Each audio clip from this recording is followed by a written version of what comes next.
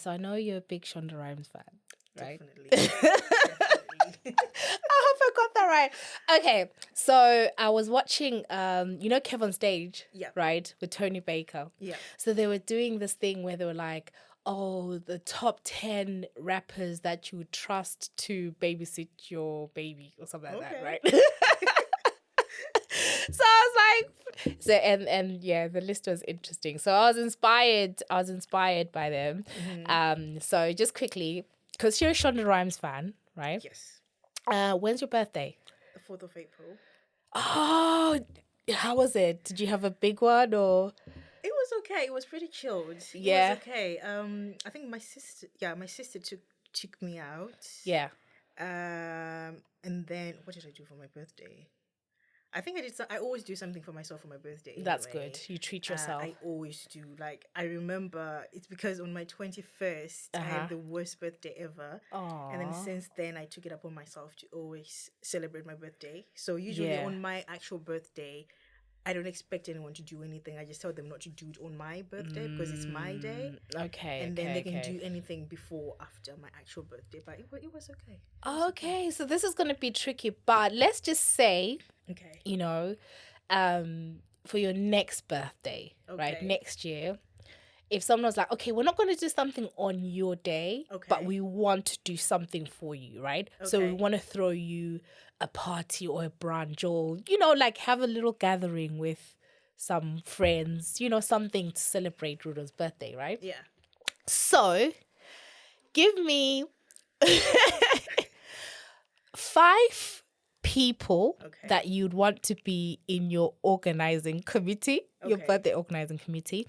And those 5 people have to be 5 characters from any books that you like.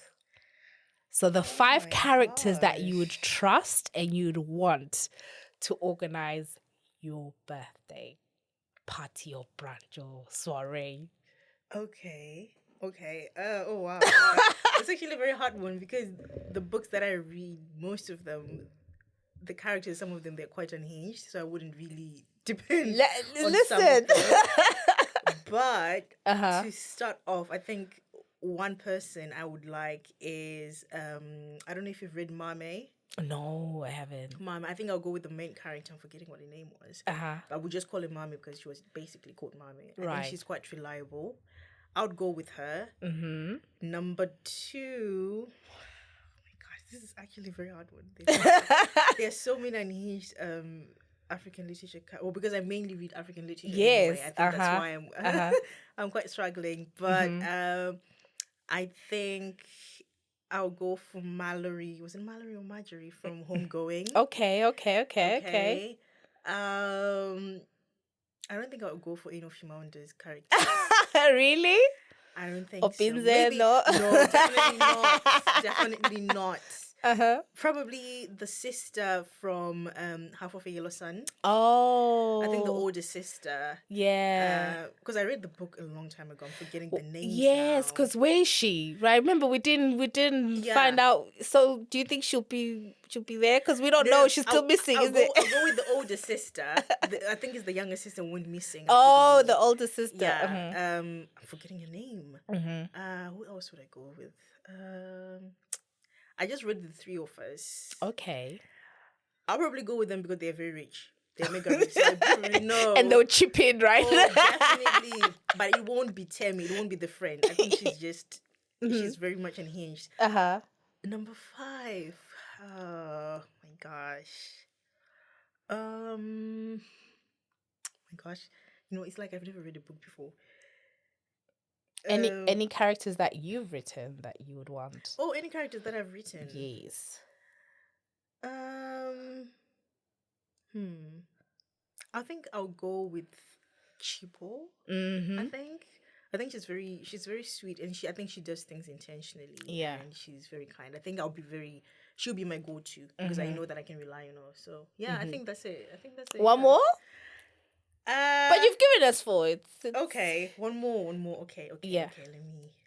I think I'll go for Faye. Okay. from You Made a Fool of Me with Your Beauty. Only because I think she'll bring some fun to the party. Yes, you she's need very the fun unhinged, person. but yeah, I think you would have some fun. Fantastic. Okay, guys, you're listening to Chat with Nat with me, Nat, and today is a very special episode. I know I say this all the time, but I always think like when people, come on this show and take their time to be here, it is always special. But yes, guys. I need to have those like those buzzer things. Right. Yes, I've got here Rudo Manyere, who is an author, she's a screenwriter, she's a booktuber, she is a lover of African literature and all literature really, and she does so much more. But yes, Rudo, welcome to Chat with Nat. Thank you so much, Nat. Thank you for having me, and hi everyone. Yeah.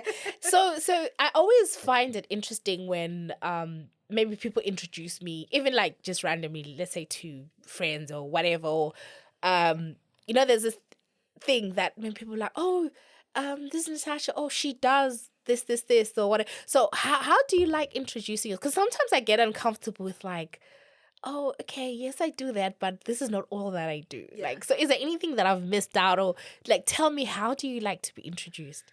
Oh wow, okay. Well, how I would like to be introduced. I think now because I'm learning to take ownership of who I am now and what I do. Yeah. Because a year ago, if you'd said, "Oh, she's an author," I'd been like, okay. But you were an author a year ago. Yeah, I think it took me a while to accept it for myself. But how I would like to be introduced, okay? Yeah. Rudo D M Manyere. I think you kind of. I like saying all my names. Quite a lot, but I like saying them. Author. Yes. Aspiring screenwriter. I think I still call myself aspiring because I haven't really gotten something out there. African literature book reviewer, booktuber, bookstagrammer. I'm also part of a African literature book club. Okay. On Twitter with Ruva. Yeah. I might be forgetting some things because I think sometimes I'm friend, sister. Yeah, I think that's it. Yes, and you know what? I went to a book event some weeks back, and actually someone said that they used to call themselves an aspiring writer, right? Although they were like writing, so you should just call yourself a screenwriter. Yeah, I think you're actually not the first person to tell me that, because I think I've been saying that for a very long time. Yeah, that I'm an aspiring writer, but because I don't know, I think it's that thing of wanting to be recognized everywhere for me to be like, oh, okay. No. Because I think I also did the same with author, because my book is almost 2 now. But when I started calling myself an author, it was like maybe a year in. Now you can call me an author. I'm like, oh, okay, yeah, I am an author. Yeah. But I think I need to like start learning to accept Yeah. and also like believe into those kind of things, because I think it takes me a while. But now, yeah, I'm leaning more to it. You're leaning more into okay. So let's get right into it, right? So your book, which is a collection of short stories, 3:15 a.m. and other stories, which I have enjoyed, and I feel like I should say I'm so sorry for getting late on the train. Does that make sense? No, it's fine. Because I remember I wanted to talk to you too for a while, and I was just like I was reading it, and I was like, this is really good. Oh, thank you. Yeah. So let's get right into it. You mentioned that your book is now 2 years. Yeah, 2 years in August. Right, 2 years in August. Yeah. So yeah, why did you put this book out? How? Like, let's just get into it. Like, what was the thing? Was like, okay, I've got the short stories. And like you talked about the whole like you were scared of calling yourself an author. Yeah. But how did you actually release it? Like, talk us about that process. Like, and just take it from wherever you want to take it from. Yeah, definitely. Yeah. So I started writing this book because I missed home. I really, really missed home. And I think if you've read it, or anyone who's read it, they can tell there's a lot of Zimbabwe going on in the book because I really Yeah. missed home because I just come here. I think I was like, what, my 5th year? Mm. And when I moved to the UK, I came straight out of high school. So by then, people already had their friend groups. People were going to university and all of that. Yeah. And I felt very lonely because I literally had to start from scratch. Mm. So I was feeling very nostalgic. And yeah, I started writing, but I was writing on my blog. Which Right. I never told anyone about because obviously I was so afraid of criticism. So I would just like write the stories, post them, tell one of my friends. Then she'll be like, yeah, that's fine. They'll be like, oh, okay. And then Afro bloggers came around. Right. I got more involved with Afro bloggers, and then they were like, oh, post your stuff. And then that's when I got the courage to post my stories, and people were looking forward to them. I was like, oh, okay, that's really nice. Yeah. I started writing more, and then people were giving me feedback. People seemed to like them, and because I was just writing myself, I was like in my early 2021, 2023, around that time. Yeah. People were giving me feedback, and from those stories from that blog, that's when my publisher found me. Samantha of Carnelian Heart. Okay. She found me through those through those blogs and through Afro bloggers, and then she was Right. like, "Oh my gosh, why are you not turning this into a book?" I was like, "I don't know. I don't think it's good enough." Yeah. Because I think I was comparing myself to the people that I was reading, which was not a very good idea. Because I was comparing myself to the Chimamanders and all of that, but I had to remind myself that this is my chapter 1. Of course. They're already on the chapter 20, chapter 30. Yeah. So I had to give myself grace in that area. So I submitted 3 of my stories, and then they were like in this anthology with Zimbabwean authors from all over the world, like from in the diaspora all over the world. Okay. And I think they were like 14 or 16 of us. It's called Brilliance of Hope. So they're like 16 Zimbabweans, and I contributed my stories. And then she was like, okay, I'll offer you, a publishing deal. Give me more stories. How do you want to go about them? I was like, just to test the waters, because my true passion is screenwriting. And then I was like, okay, how do I get my name out there? I'll just start with short stories because that's what I can manage at the moment. Yeah. Yeah. So yeah, she gave me the deal. I signed with her. She published my stories. And then, like a year in, I was nominated for a NAMA, which I was not expecting. Well I was so done. surprised. Yeah. Didn't get it, but I was shortlisted, which is such a big deal because when they submitted, Yeah. they said there were like over 200 books. So now me being in the top 3, I was like, okay, I know I haven't won because I was really beating myself up for it because I really wanted it. Yeah. Yeah. But being in the top 3, it was a huge thing for me. Yeah. So I'm very grateful for that. And then yeah, that's how I finally accept that I'm an author, I guess. But yeah. Yeah.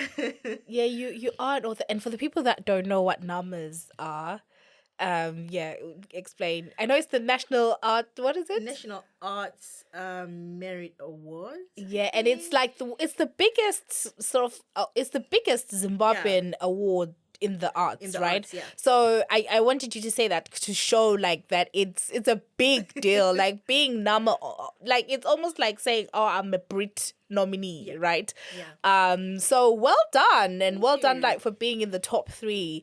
So let's get right into the book. So we've got 9 stories. Right. And I'm interested in knowing like when did you write the stories? So what's the sort of the timeline? Like with all these 9 stories, would you say you wrote them like all in 1 year, or is it over years? I would say it's over a couple of years. Okay. Yeah, because I think I started writing again around 21. Because when I was back home in Zim, when I was in high school, I used to write stories. Okay. In primary school, I used to like compositions, comprehensions of course, and yes, stuff. yes, But the thing is, I used to write movies which I'd watched, but because I had a very elderly teacher, I knew you wouldn't know. Wait. I'm sorry. Wait, give me an example. Like, what movie did you write? I remember. I think I wrote This Christmas. Okay. I'm pretty sure I did. And because he was quite elderly, I knew there's no way he was going to know what this is about. So I was always at the top of my class. When it came to English, I knew I had that in the bag. Yeah. So when I went to high school, I discovered boys. So I stopped for a minute. But then around Form 2, I started writing like in a counter book. So my friends would fight over the counter book. Like they'll be like, "I'm taking it tonight. I'm taking it tonight." Really? Yeah. So they would all want the book because I was just writing stories. But the stories I was writing, they included like boys with the names like Connor, because I was watching High School Musical around then. So it was more of what I was watching. And then life got serious. O levels, A levels, so I kind of stopped for a while.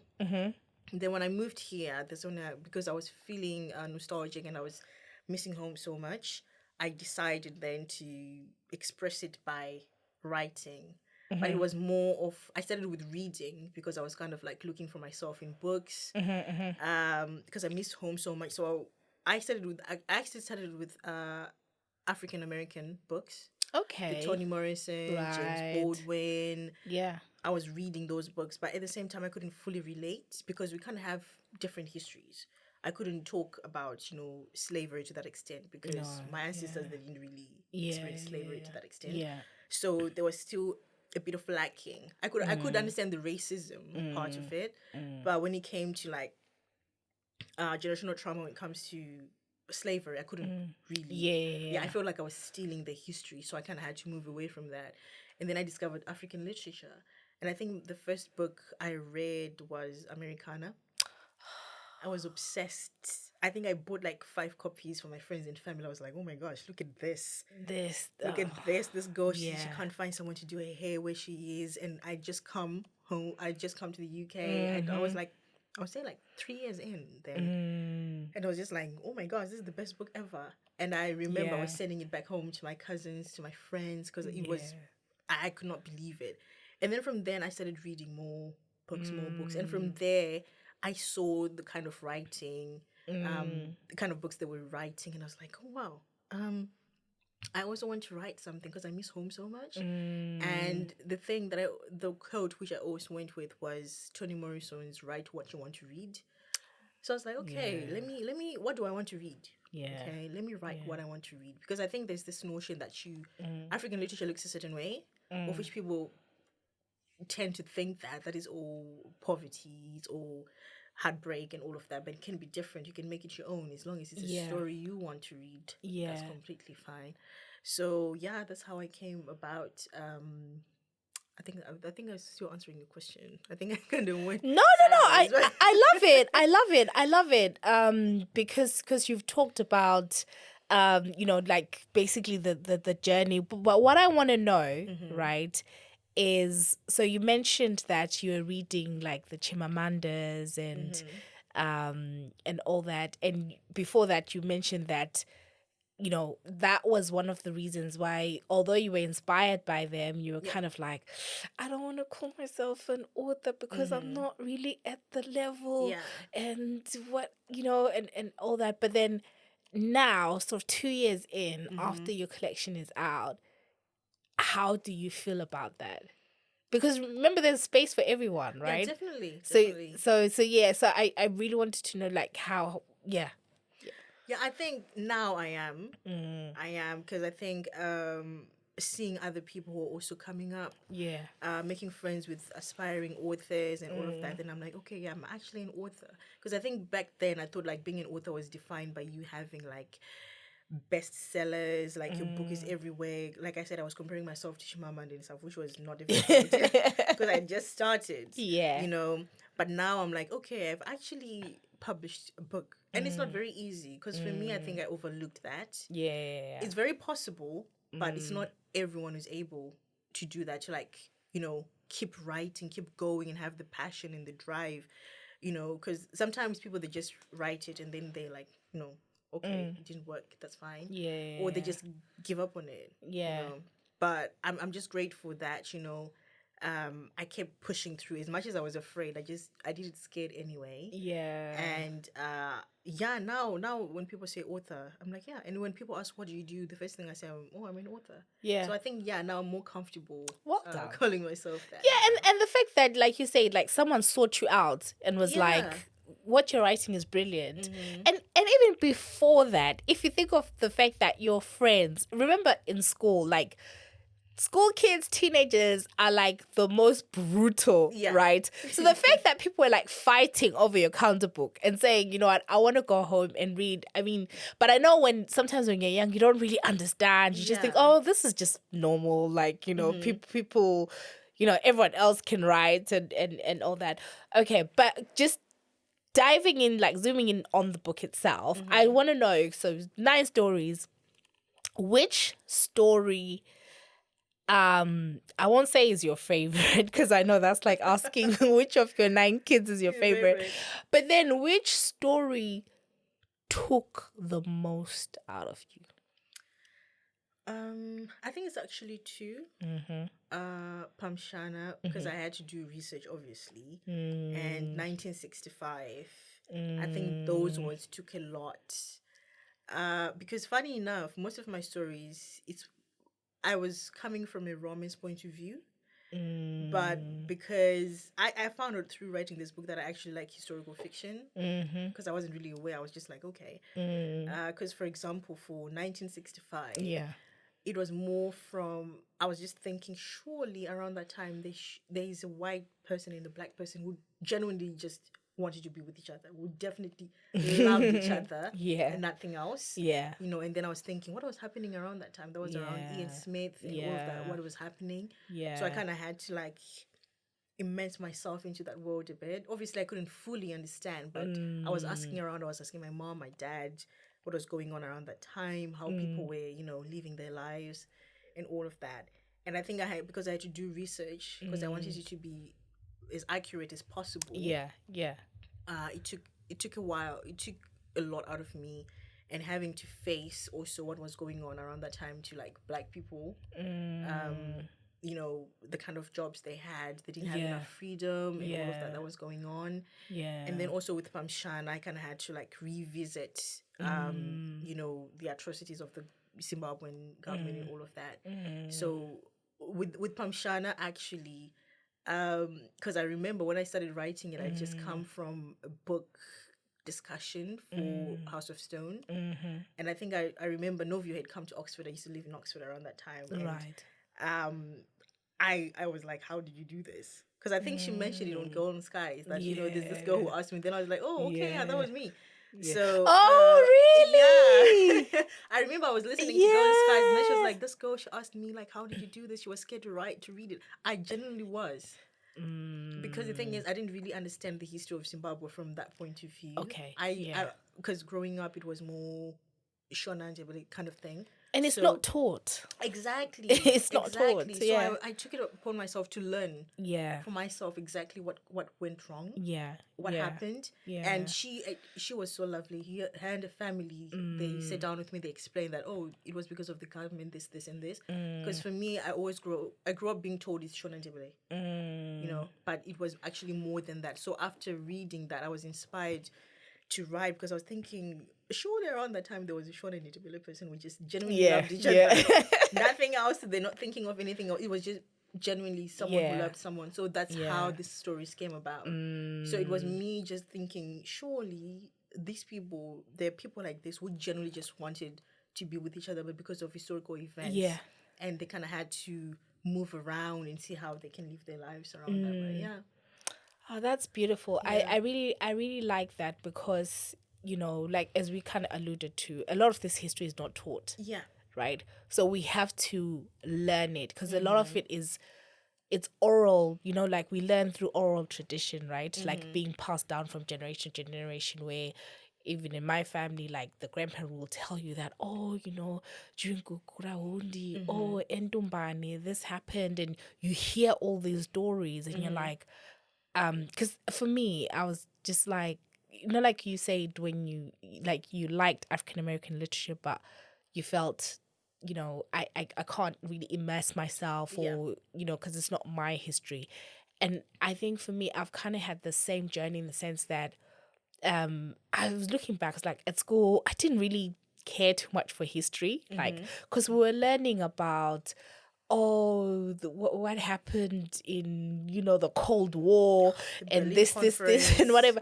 And then when I started learning about all this like rich history and even like, the way like people were fighting the settlers and everything, you're like, this is rich history, right? And like, of course I didn't like history because it had like what do I care what's happening in Poland? I'm sorry.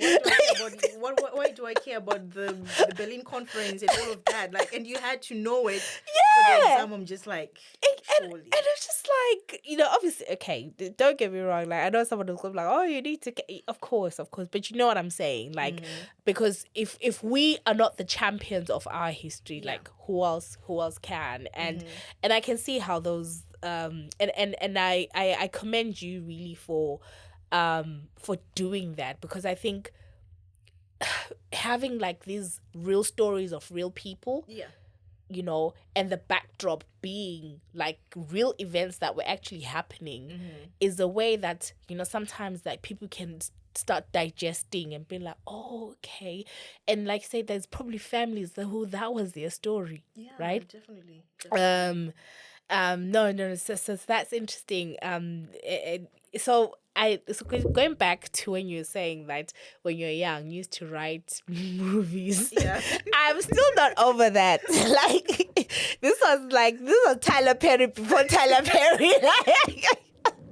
Yeah, I would watch a movie and then I'll be just like, I'm going to write that, and I would get like a proper 20 out of 25 because the teacher we had was very strict. Yeah. So he would never give you like anything above 21. Yeah. Yeah. So yeah, I had that in the bag. I was just like, you know what? And you know what? And actually, that when you say that, and the fact that you like Shonda Rhimes, and like it makes sense to me now. And I tell you why. Because when I was reading Crow, which for me, I love it, and yeah, I really, really, really love it because it's a story that we've seen before. Yeah. Right. And actually, like, like right now there's this whole Windrush thing, and we've seen it even from like other generations, right? Like who've migrated like to places like the UK before. The whole thing of like coming to an overseas land when you're young, strong, vibrant, with dreams, right? And with the plan of like in 5 years, I'm buying this, I'm buying my big house at home, and I'm going back, and oh my God, by the time I turn 40, by the time I turn 30, I'm going back home. And then finding yourself like in your 50s and your 60s, and you're like, so I loved, and sorry, I kind of got into my love for the book. But what I wanted to point out was the way you describe characters. Yeah. So that's why when you say that you used to watch movies I was like, oh, of course. So I don't think. So obviously the reason you were getting high marks, it wasn't because you were literally just. It's because I think you have such a vivid imagination, right? Because when I was reading Crow and you're talking about Adesua and. You're saying, oh, she's got the afro, and she no longer I literally could picture that woman who is now in almost like the sunset, in the dawn of her years, and she's got a flower but by her head, and she's still, but she now has wrinkles, and I just loved the way you described her, and you're like, oh, the one was wearing flat shoes, and you're like, oh, she now has the gait of a pensioner. I'm thinking, wait, what is the gait of a pensioner? But I was like, oh my God, like so the vividness of your description like took me there, like took me to like someone who, like that thing you do like before you meet someone and you can see them and then you quickly just turn and there's like a W.H. Smith and you're like trying to like look through the windows and stuff. So I loved that. And and I wonder if that's something. I was gonna say, is this something you're aware of? But I mean, like, have you got that before? Have you had that, like, people saying, "Oh my God, the way you describe things, like, literally, I think transposes someone to that place." Yeah, like, yeah. And I think that's the way I like to write. Because I think like what you're saying with Kuraone, I didn't want to say the word old. So I went around it. I wanted you to visualize it because I prefer people to visualize. Yeah. But at the same time, I believe my readers are smart people.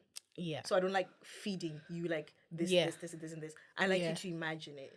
Because I think it's more powerful when you see it. Yes. Rather than just me feeding you what you're supposed to see. Yeah. But when you see it the way that like how you're describing it, I think it's more powerful that way, and you connect with the characters. Yeah. And with Crown, if I'm being honest, I wrote that story from a place of fear.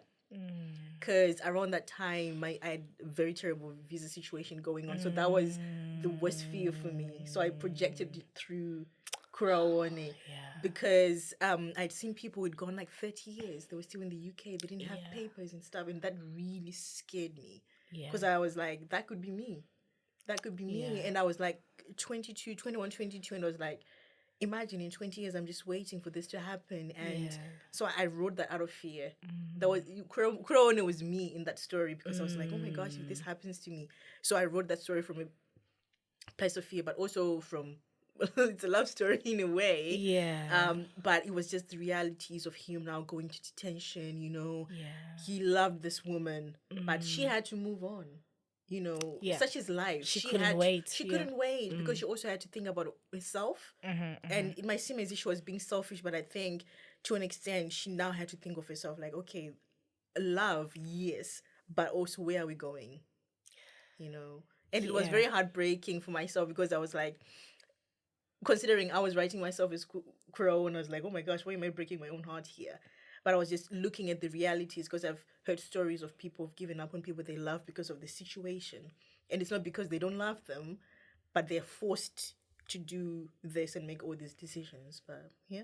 Oh, so I can talk. We can have a whole episode about this because I think, man, because you said you wrote it out of fear, right? Yeah. So you're like a young 21-year-old, but then do you also realize that you literally were writing the reality of many?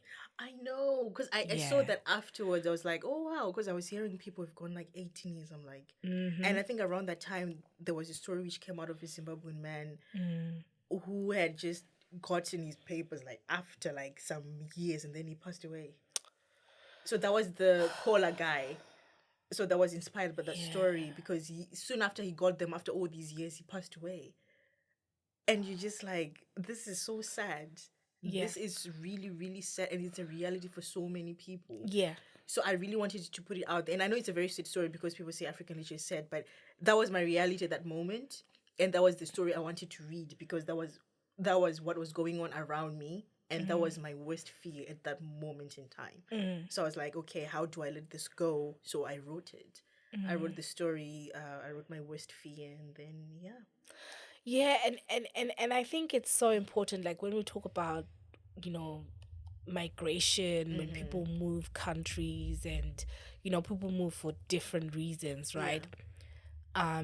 And obviously you and I are both Zimbabwean women, so obviously a lot of our experience is informed by Zimbabwe. And I think there's this untold cost, which as I said, I really love this because I'm so passionate about this topic, right?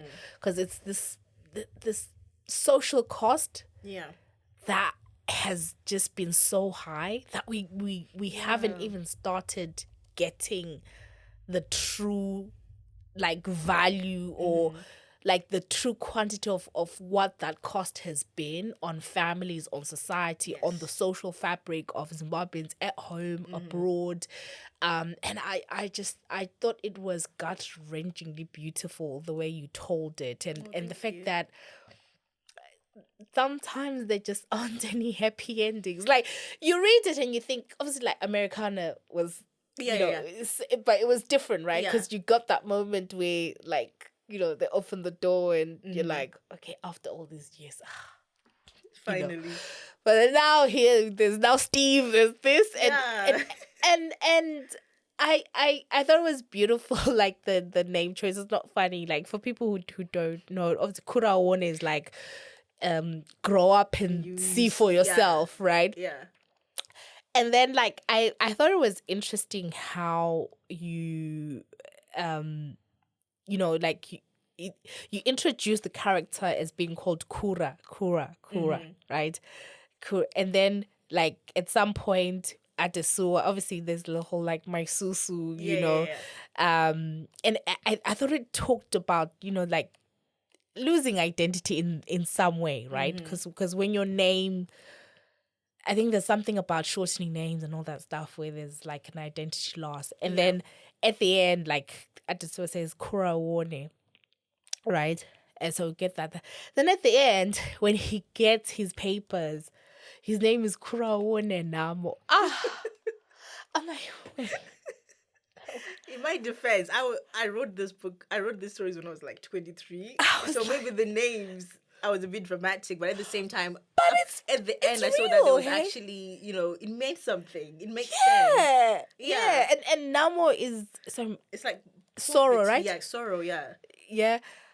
I was just like, yo, oh my goodness. So talking about names, how important were the names that you gave to your characters? I think they were very important because I made sure that they had Zimbabwe names. Because, like I said, I wanted to like reach out to like home. I missed home so much, so I was trying to hold on to it. Yeah. And I used, oh my gosh, all my family's names in those stories. Yeah. Because the thing, it's so funny. Yeah.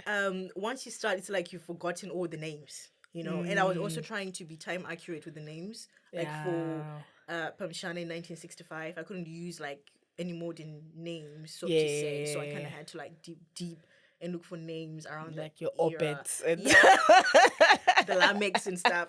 So I kind of had to like dig through. But names are very important to me because I was like, okay, these are Zimbabwean characters. Why not give them Zimbabwean names? No, that is so beautiful. Oh my God, like I could go on and on and on and on. So you talked about, so I asked you the book. So which book did you have most fun writing? So which story? Yeah. The story that I had the most fun writing, I think it was 3:15 a.m. Because I was trying my hand on thriller.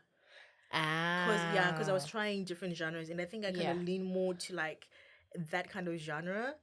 So because I really like how when it comes to thrillers and horrors, to say it's fun in a way. I think that's how I can explain it. Like having to explain something you wouldn't think that's going to happen, because when it comes to like when I wrote 3:15 a.m., I was actually inspired by another Zimbabwean writer. Okay.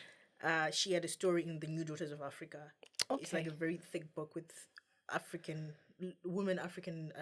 writers. Yeah. So they contribute their stories, and she was Zimbabwean. I was like, oh my gosh. And her story, I think it had to do with it was like a spirit. Okay. Yeah, that used to like, I think they were scared of it in the household. Then I was like, oh, okay, I like that. Then I was like, okay. Because with 3:15, it's something that happened. Really? Yeah, I had a cousin who fell into a well.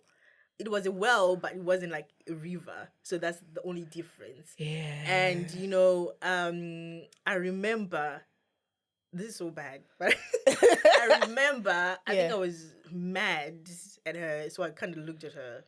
Yeah. And then afterwards, I was like, okay, fine. But in that split second, I was kind of like, ugh.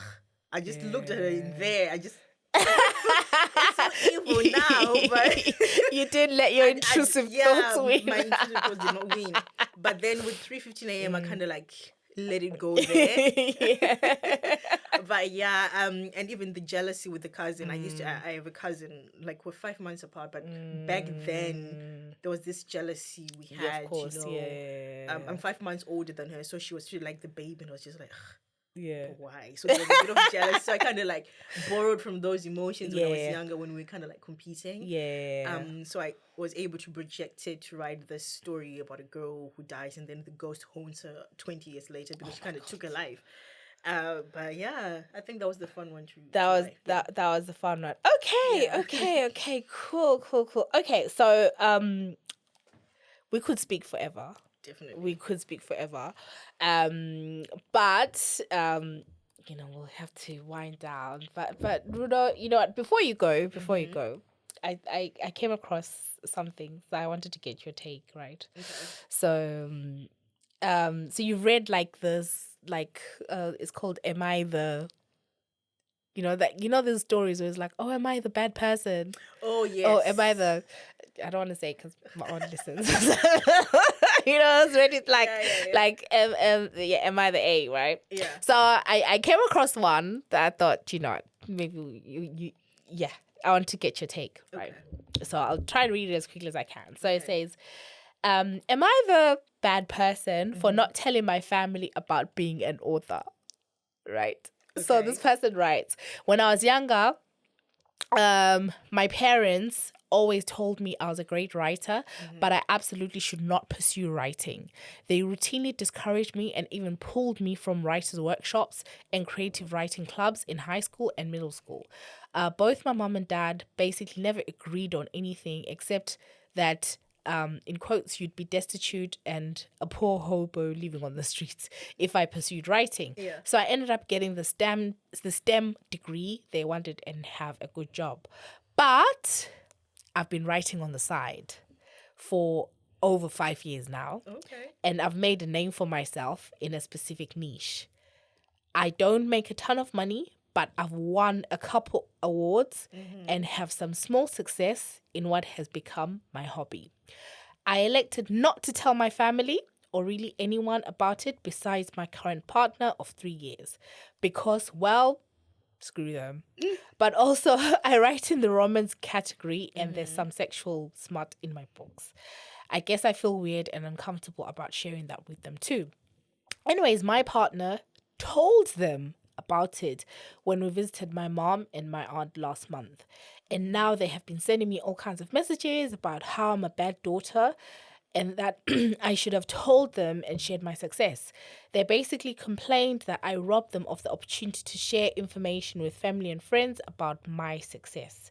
I told my partner that we needed to spend some time apart because I felt my boundaries were violated. He got upset, but he's staying in a hotel at the moment. I'm thinking about breaking up with him, which I've been told by my mom sounds crazy. My mom also didn't call me on my birthday this year. Blah, blah, blah, blah. Am I the bad person in this situation? I guess this is a pretty big thing to hide for more than 5 years. What do you think? I don't think she's a bad person. Because it sounds funny, but family sometimes they can actually be a hindrance, especially when it comes to like being a creative. Yeah. Because it's not seen as something which is, which brings in money. Because I remember when I started writing, my mom, she was like, "Oh my gosh, why? What is this going to get you?" Like, and if I'd listened to her, I would not have written anything. But I just decided to shut her out in a way. Yeah. And so like when I started like doing my book launch, then she was like, "Oh, okay," and she actually ended up like funding part of my book launch. But before that, she was like, "No, what are you gonna do with it? You should do nursing." I was like, "I can't do nursing because I get very squirmish with blood. I'm sorry, I'll faint. Like that is so not something I'm able to do." But yeah, sometimes family and friends, and I think sometimes because they're too familiar with you, they won't really see the value of it. Yes. So yeah, I don't think it's a bad thing. And what the partner did, I don't think it was a very good thing to do. Yeah. That was really crossing a boundary because like, why? It wasn't for him to tell them. Yeah. So I don't think that was a very good thing to do. But yeah, sometimes family, they can literally like discourage you to do things. And it's not sometimes not even because they're coming from a bad place. It's more of like they're trying to protect you. Like for my mom, for instance, it was more of like, "Oh my gosh, so what are you going to do?" Because like in this country, the healthcare, which helps people, they never look anything beyond that. Yeah. Because to them, healthcare it's safer. It's what they know. Yeah, right? and it's what they know. So it took me a while because I was so angry until I was like, okay, it's what she knows. But at the same time, I also want to be able to explore this because it seems I'm very good at it. Why waste it? So yeah, sometimes family they can be a hindrance, sorry to say. But that's a good answer, Ruda. And thank you so much for pursuing it because now we have all these great books to read. So what's coming up? What's on the horizon? what's on the horizon? I'm trying to work on a second book. Okay. Historical fiction, because I love historical fiction. Obviously, Zimbabwean. I'm also trying to work on a workshop. Okay. Here, a writer's workshop here in the UK. Okay. And I'm trying. The thing is, it's quite a big project. I'm trying to put it out there. I'm saying it because I want to hold myself accountable for this. To have like young writers, like from, kids, like as soon as they can write, like teens and then adults, and then see the kind of stories they want to write, even for with kids. Because I know there's this 9-year-old Zimbabwean girl who wrote a book, which is brilliant. Wow. Because I think like we write for kids, but what do they want to read? That Yeah, kind of that's thing. true. So I think that would be a very good thing to like coach them from a young age. A workshop that would be brilliant. And then screenwriting. I'm still hoping for that. Fingers crossed. Yeah. But yeah, that's what's. Oh, that is plan. amazing, Rudo. So we've got 3:15 a.m. and other short stories, which is available on Amazon, bookshops. Where else can people find? It's available on Amazon. I think in the US, Barnes and Noble. In Zim, I think Book Fantastic has it. Okay. Part of the Harare Book Club. Yeah. I think they have copies. Yeah. And anywhere you are, I think if you just search online, they'll kind of give you, because I saw it in Russia apparently. Yeah. So oh, really? Yeah. So oh, wow. Yeah, I think they kind of have they have it everywhere. And then I think the Carnelian Heart is trying to do like a website where you can actually buy books by Carnelian Heart. Right. So I think that will also be a very good idea. I'm not sure when it's launching. Yeah. But pretty soon. Yeah. Okay. Yeah. Rudo Manyere. And where else can people find you on social media? Oh, yeah. You can find me on What's Rudo Reading, because I review African literature. So What's Rudo Reading across all platforms. And okay, no, I have enjoyed our conversation. Thank you. And we're just gonna, end the show on this song. I thought it would be fitting, Kurawone by Bongo Muffin. Oh yeah. And thank you guys for listening to Chat with Nat, another episode with me, your host, Nat. You can follow the show on Chat with Nat on any of the podcast platforms that you listen to. Also, follow us on Chat with Nat Show on Instagram. Remember, on Instagram, you can also send voice notes, messages, and I can play it back on a future episode. On Twitter, I am at Malaika Diva. And thank you so much. Make sure you share the episode with a friend. And let's support Rudo. Thank you.